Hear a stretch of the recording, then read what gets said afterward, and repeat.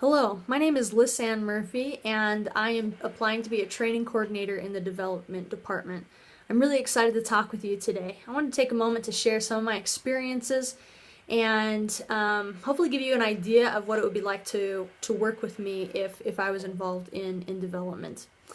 I wanted to start with how I go about organizing and managing creating a pamphlet for the Sabbath day. I think it'd be really important to understand the current resources that exist on the Sabbath day currently inside and outside of pamphlets that missionaries have to use for their own learning and to help with investigators. And to survey missionaries to see how they're using the materials that they have currently. Once that survey is collected, I think it would be really important to survey and talk with the people that are wanting to create a pamphlet and understand what kind of content are they looking for. What are the objectives of this project? Once that survey is created and matched with the missionaries, I think it would be important to create a prototype of the content and graphic design that would be necessary to go in such a pamphlet for the Sabbath day. And then to test that in some pilots and see how it's used and effective with missionaries and with investigators to see how both parties feel about the usage of that pamphlet.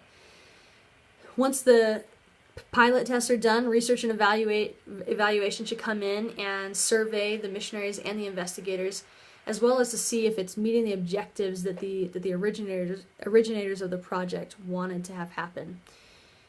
Once that is complete, completing more surveys to make adjustments is going to be critical, and to continue to roll out future versions until it's at a place where it's comfortable to have widespread implementation.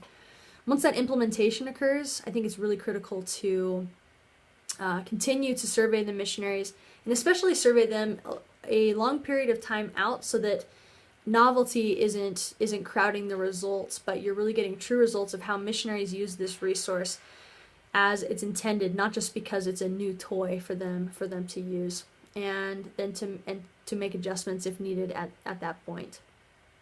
I wanted to talk specifically about an experience that I had with working with multiple departments and different people in a short time frame. Recently, on West Campus, they built some mock classrooms and mock zone rooms to understand how the facilities were going to work in the new buildings. Mark Jarman put me in charge of organizing all the departments to come together so that training activities could be done down in those facilities to analyze the content of the facilities. This involved training, research and evaluation, scheduling, travel, administrative, the building construction committee. It was a huge project. I received the instructions for the project in the beginning of the week, and I had to have the whole thing organized by the end of the week. It was quite a feat as we were moving hundreds of missionaries at times for different events like Sunday branch activities, different classroom activities, and lots of languages were involved. But it was an incredible opportunity for me to work with different departments, build relationships, and see how to help people combine their objectives and help people feel special in being a part of something that was big and meaningful. It was a great opportunity for me to be involved in that and meet so many of the wonderful people that are working around the MTC to help fulfill the missionary purpose. I wanted to end by talking about my experience with Preach My Gospel. Preach My Gospel means everything to me, and it has since my mission. It has been an integral part in my conversion to the gospel of Jesus Christ. I continue to study it, and as I continue to study it, I find things that, I wish I could go back and do that again in my mission. Just a few to mention on page 148, in the weekly planning portion.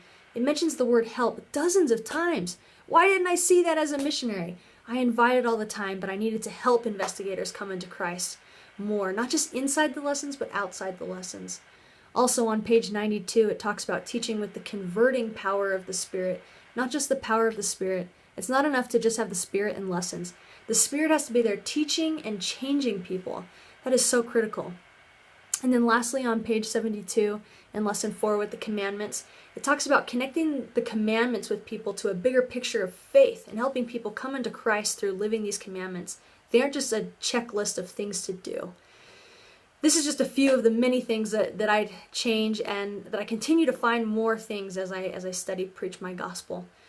Thank you so much for giving me this opportunity to speak with you, and I look forward to communicating with you more in the future. Have a good day.